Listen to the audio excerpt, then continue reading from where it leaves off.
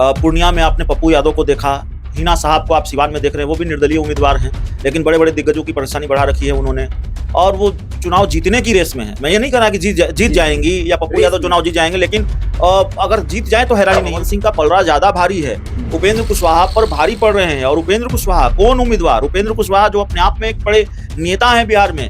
Kushwaha vote bank का इलाका माना जाता है काराकाट लोकसभा क्षेत्र, जिस पर उपेंद्र कुशवाहा का बड़ा प्रभाव है।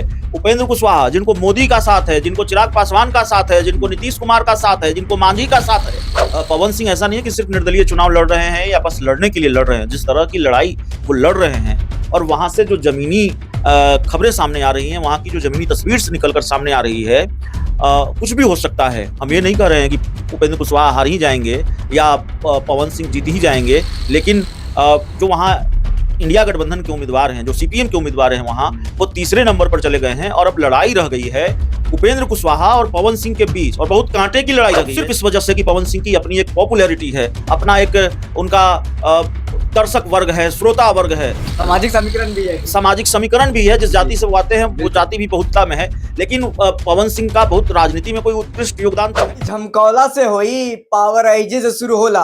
आप समझ गए हम किसकी बात कर रहे हैं। हम बात कर रहे हैं भोजपुरी के सुपरस्टार और पावर स्टार कहे जाने वाले पवन सिंह की। पवन सिंह काराकाट से निर्दलीय चुनाव लड़ रहे हैं। अगर पवन सिंह का जादू चल गया तो एनडीए के जो प्रत्याशी हैं उपेंद्र कुशवाहा, उनका राजनीतिक भविष्य संकट में पड़ जाएगा, पड़ सकता है। क्यों हम ऐसा कह रहे हैं, हम जानने की कोशिश करते हैं हमारे सहयोगी अभिषेक मिश्रा के साथ। सर, राजनीतिक भविष्य की बात करें उपेंद्र कुशवाहा की तो संकट में पड़ जाएगा जिस तरीके से बात नहीं। देखिए विशाल, बिहार इस बार लोकसभा चुनाव में बिहार में कई ऐसी सीटों पर जो निर्दलीय उम्मीदवार हैं वो बड़े-बड़े दिग्गजों की परेशानी का सबब बने हुए हैं।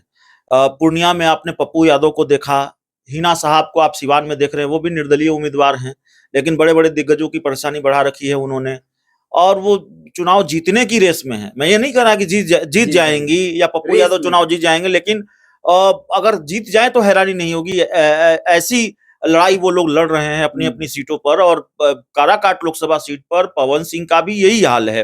पवन सिंह ऐसा नहीं है कि सिर्फ निर्दलीय चुनाव लड़ रहे हैं या बस लड़ने के लिए लड़ रहे हैं। जिस तरह की लड़ाई वो लड़ रहे हैं और वहाँ से जो जमीनी खबरें सामने आ रही हैं, वहाँ की जो जमीनी तस्वीर से निकल कर सामने आ रही है, कुछ भी हो सकता है। हम ये नहीं कह रहे हैं कि उपेंद्र कुशवाहा हार ही जाएँगे या पवन सिंह जीत ही जाएँगे, लेकिन जो वहाँ इंडिया गठबंधन के उम्मीदवार हैं, जो सीपीएम के उम्मीदवार हैं वहाँ, वो तीसरे नंबर पर चले गए हैं और अब लड़ाई रह गई है उपेंद्र कुशवाहा और पवन सिंह के बीच, और बहुत कांटे की लड़ाई रह गई है। ऐसी ऐसी कोई बात नहीं है कि बहुत हल्की लड़ाई है या उपेंद्र कुशवाहा एक तरफा जीत गए हैं, बल्कि काराकाट के बारे में ये बात कही जा रही है कि पवन सिंह का पलड़ा ज्यादा भारी है, उपेंद्र कुशवाहा पर भारी पड़ रहे हैं। और उपेंद्र कुशवाहा कौन उम्मीदवार? उपेंद्र कुशवाहा जो अपने आप में एक बड़े नेता हैं बिहार में।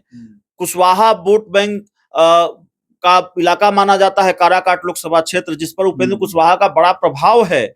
उपेंद्र कुशवाहा जिनको मोदी का साथ है, जिनको चिराग पासवान का साथ है, जिनको नीतीश कुमार का साथ है, जिनको मांझी का साथ है, और उस उपेंद्र कुशवाहा पर निर्दलीय उम्मीदवार पवन सिंह भारी पड़ गए हैं। और सिर्फ इस वजह से कि पवन सिंह की अपनी एक पॉपुलैरिटी है, अपना एक उनका दर्शक वर्ग है, श्रोता वर्ग है, सामाजिक समीकरण भी है। सामाजिक समीकरण भी है। जिस जाति से वो आते हैं वो जाति भी बहुतता में है, लेकिन पवन सिंह का बहुत राजनीति में कोई उत्कृष्ट योगदान तो है नहीं, लेकिन फिर भी पवन सिंह भारी पड़ गए हैं। और पवन सिंह भारतीय जनता पार्टी के सदस्य हैं। भारतीय जनता पार्टी ने अभी तक निकाला नहीं है, तो एक खेल यह भी है। देखिए, मनोज तिवारी सांसद है भारतीय जनता पार्टी के, उनका कद लगातार बढ़ता गया बीजेपी में, तो राजनीति में आने से पहले उनका राजनीति में क्या उत्कृष्ट योगदान था? पॉपुलैरिटी के दम पर ही वो चुनाव जीत गए और पॉपुलैरिटी के दम पर ही भारतीय जनता पार्टी ने उनको टिकट दिया था। रवि किशन, निरहुआ, सबके साथ यही हुआ। पवन सिंह को भी आसनसोल से टिकट दिया था, लेकिन पवन सिंह को ये मंजूर नहीं था।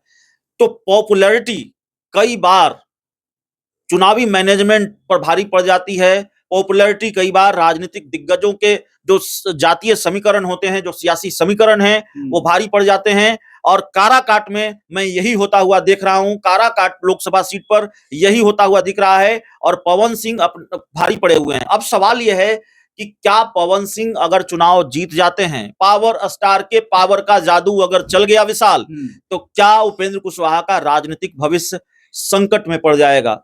इस सवाल का जवाब हाँ है, वाकई संकट में पड़ जाएगा। और ये बात इसलिए नहीं कि उपेंद्र कुशवाहा चुनाव हार जाएंगे, दरअसल ये बात इसलिए है क्योंकि आप देखेंगे कि लोकसभा चुनाव खत्म होने के बाद बिहार में तुरंत विधानसभा के चुनाव भी हो सकता है इसी साल हो जाए, और तय समय पर हुए तो 2025 में होंगे, तो 2025 भी कहां दूर है, आधा 2024 हम लोग पार कर चुके हैं, मई अब खत्म होने को है। तो 2025 के विधानसभा चुनाव से पहले उपेंद्र कुशवाहा की पूछ क्या होगी, किस गठबंधन में होगी, अगर वो अपनी सीट भी हार जाते हैं तो उनका बार्गेनिंग फैक्टर कमजोर होगा, बेहतर डील उनकी दलों के साथ नहीं हो पाएगी, बहुत सारी दिक्कतें आएंगी 2025 के विधानसभा चुनाव से पहले उपेंद्र कुशवाहा के सामने। अगर वो चुनाव जीत जाते हैं, लोकसभा के सांसद बनते हैं, तो वो पहले भी केंद्र सरकार में राज्य मंत्री रहे हैं, इस बार भी केंद्र सरकार में मोदी कैबिनेट में उनको जगह मिल सकती है। तो जीत जाएंगे तो बहुत कुछ मिलेगा, हार जाएंगे तो बहुत कुछ गंवा देंगे। और 2020 के विधानसभा चुनाव के लिहाज से भी जो उनका गढ़ नक्षत्र है वो खराब हो जाएगा, अच्छी बार्गेनिंग नहीं हो पाएगी गठबंधन को लेकर, सीटों को लेकर, तो जाहिर है बहुत कुछ खत्म हो जाएगा। और जब इस तरह से चीजें खत्म होती हैं, इस तरह से जब स्थिति परिस्थिति बिगड़ती है क्षेत्रीय दलों के साथ, उनके नेताओं के साथ, तो पार्टी बचाना बहुत मुश्किल हो जाता है, पार्टी में भी बहुत टूट फूट होती है, पार्टी भी संकट में आ जाती है। पार्टी पर भी संकट है, पार्टी पर भी संकट है। 2024 के लोकसभा चुनाव से पहले कई लोगों ने उनकी पार्टी छोड़ी है। एक नाम तो रमेश कुशवाहा उनके प्रदेश अध्यक्ष थे, उन्होंने ही पार्टी छोड़ दी और उनकी पत्नी को, विजया लक्ष्मी को उम्मीदवार बनाया नीतीश कुमार ने सीवान लोकसभा सीट से। पार्टी पर भी संकट है, राजनीतिक भविष्य पर भी संकट है, और इसकी सिर्फ एक ही वजह है, पावर स्टार पवन सिंह। और पावर स्टार के पावर का जादू अगर चला तो फिर बहुत मुश्किल है उपेंद्र कुशवाहा के लिए। देखिए, पावर स्टार का अगर जादू चल गया तो उपेंद्र कुशवाहा का राजनीतिक जो भविष्य है वो संकट में पड़ जाएगा। ये 4 जून को पता चलेगा क्या कुछ होता है, लेकिन अभी जिस तरीके से इनपुट मिल रहा है, जिस सर बता रहे थे, जमीनी हकीकत है, भारी पड़ते हुए नजर आ रहे हैं भोजपुरी के सुपरस्टार और पावर स्टार कहे जाने वाले पवन सिंह। फिलहाल इस खबर में इतना ही, बहुत बहुत शुक्रिया।